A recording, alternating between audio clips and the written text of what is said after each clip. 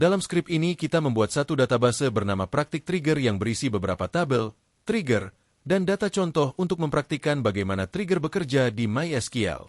Skrip dimulai dengan menghapus database jika sudah ada, kemudian membuat database baru dan mengaktifkannya. Selanjutnya kita menghapus tabel barang, penjualan, dan detail penjualan jika sudah ada, lalu membuat ulang tabel-tabel tersebut dari awal. Tabel barang berisi daftar barang, terdiri dari kolom kode barang sebagai primary key, nama barang, stok, dan harga satuan. Tabel penjualan berfungsi sebagai header transaksi dan hanya memiliki ID penjualan dan tanggal penjualan.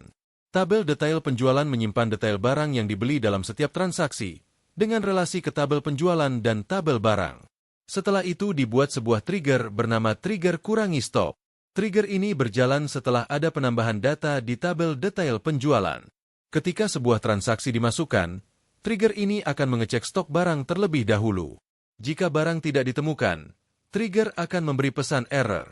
Jika stok tidak cukup, trigger juga menghentikan transaksi dan memberi pesan error.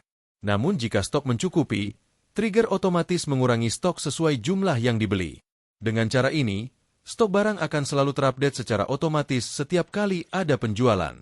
Selanjutnya skrip ini membuat 3 tabel lain, yaitu tabel jabatan, pegawai, dan log pegawai.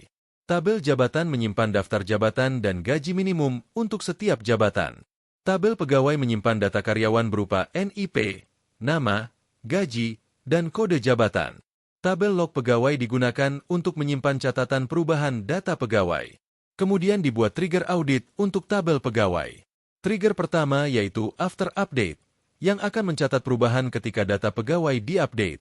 Trigger ini menyimpan data lama dan data baru ke dalam tabel log pegawai. Trigger kedua yaitu after delete, yang berjalan setelah data pegawai dihapus.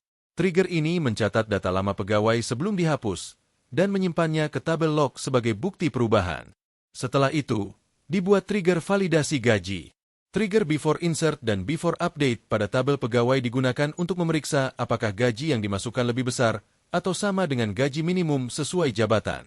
Jika gaji lebih rendah dari gaji minimum atau jabatan tidak ditemukan, maka trigger akan menolak proses tersebut dan memberikan pesan error. Dengan cara ini, data gaji akan selalu sesuai aturan perusahaan. Selanjutnya skrip membuat 3 tabel berikutnya, yaitu tabel pelanggan, tabel pesanan, dan tabel log pelanggan. Tabel pelanggan menyimpan daftar pelanggan. Tabel pesanan menyimpan daftar pesanan yang dilakukan oleh pelanggan yang terhubung melalui foreign key. Tabel log pelanggan digunakan untuk mencatat aktivitas penghapusan pelanggan. Trigger berikutnya adalah trigger pelanggan after delete. Trigger ini akan berjalan setelah data pelanggan dihapus. Ketika pelanggan dihapus, trigger akan mencatatnya ke tabel log pelanggan, lalu menghapus semua pesanan milik pelanggan tersebut. Dengan demikian, data pesanan yang berkaitan tidak tertinggal atau menjadi data yatim. Setelah semua struktur dan trigger dibuat, skrip menambahkan beberapa data contoh. 2 barang dimasukkan ke tabel barang, yaitu pensil dan buku tulis. Kemudian 2 jabatan dimasukkan ke tabel jabatan, yaitu developer dan manager. Setelah itu dimasukkan 1 pegawai dengan gaji yang memenuhi syarat, yaitu Asep dengan jabatan developer dan gaji 6 juta. Kemudian dimasukkan pegawai kedua bernama Budi dengan gaji 3 juta. Karena gaji tersebut lebih kecil dari gaji minimum jabatan developer, trigger validasi gaji akan menolak input ini dan mengeluarkan pesan error bahwa gaji di bawah minimum. Di bagian akhir, skrip menampilkan daftar trigger yang sudah terpasang menggunakan perintah show triggers.